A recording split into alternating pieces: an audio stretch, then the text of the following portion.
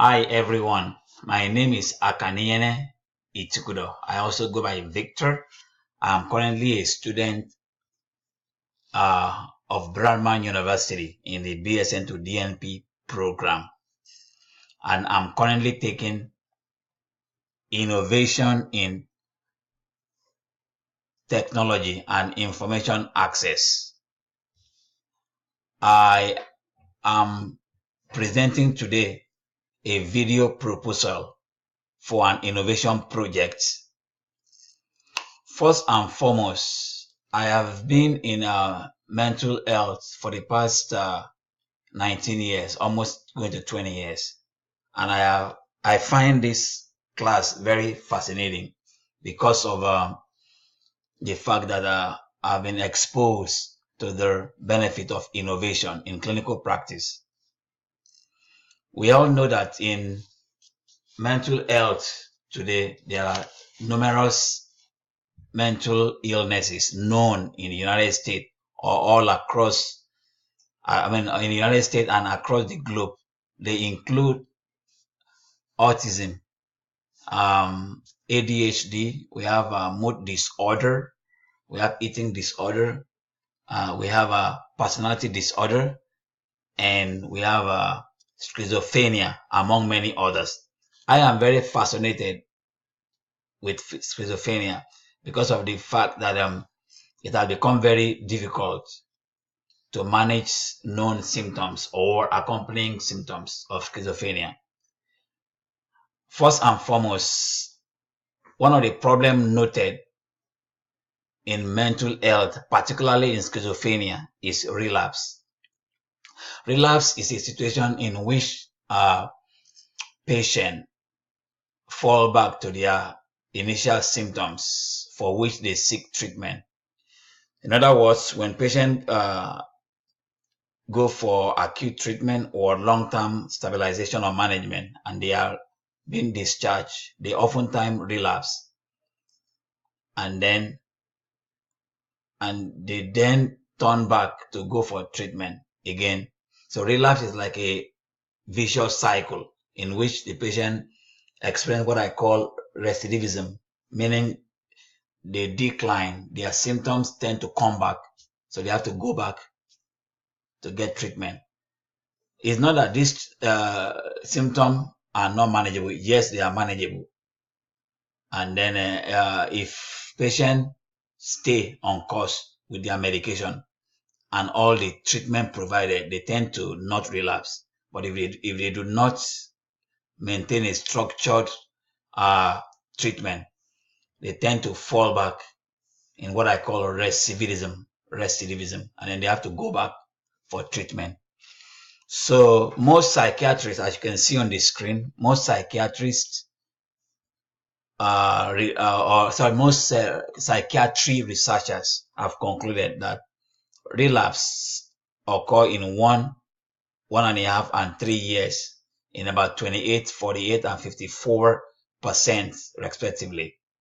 And the population that are oftentimes affected by relapse is about 1% in the United States, and the frequency is about 15.2 per 100,000 persons. The symptoms that have been known to accompany schizophrenia or to be present in patients with schizophrenia includes hallucinations, delusions, lack of motivation, and trouble concentrating. It costs roughly about $106,000 to treat an individual and about $830 million to treat the entire nation with annually with this problem. I can imagine that families are oftentimes devastated, even though they have medication that are prescribed by mental health providers for them. They still sometimes fall behind if they do not have a structured treatment plan made out for them. So to this end, I think that this innovation can be very helpful in helping these individuals and families all together to manage these symptoms. Note that this symptom can be very, very difficult to manage. Even if the patient take their medication and they are going for their uh, visits, they take their medication, they attend their visit, and also have a structured plan for themselves, they might still fall back if they do not remember to uh, take their medication. So I selected Focus app as my intended app. The reason why I picked out this app is because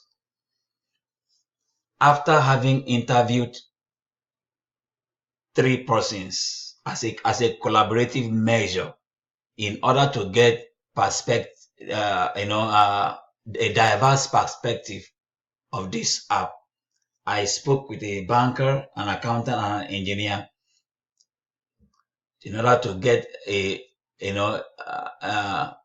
diverse intersectionality about the app.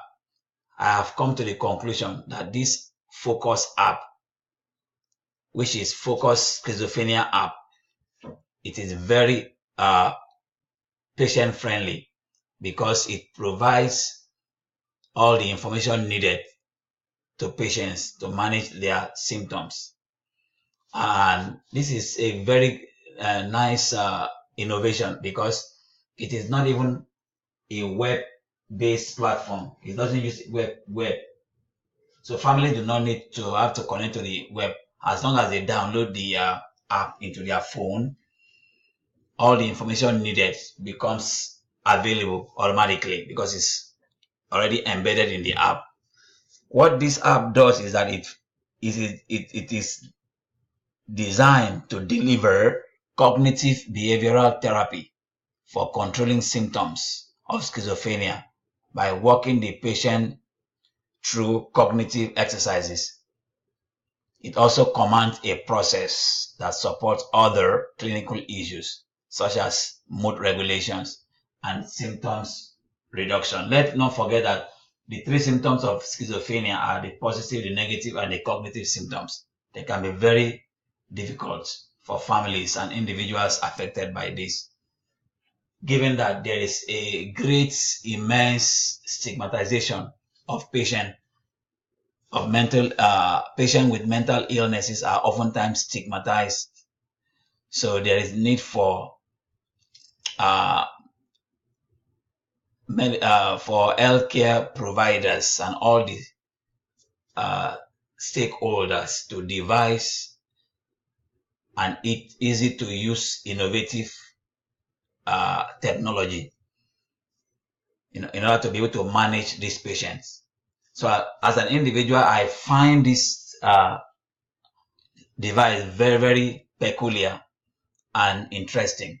In fact, I never knew that there was that many mental health apps until I started taking these classes. So I printed over 50 apps that I found out before I eventually picked this particular one.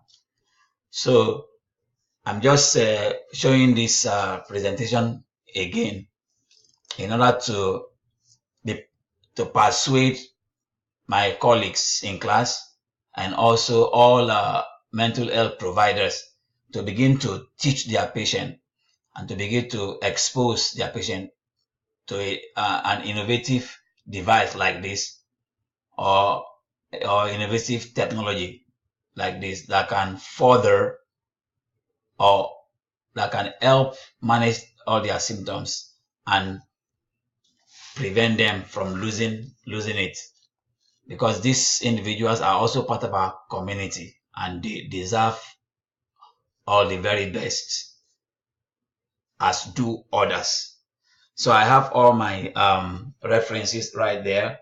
If you have any questions, I am available to answer questions in class or in immersion or personally.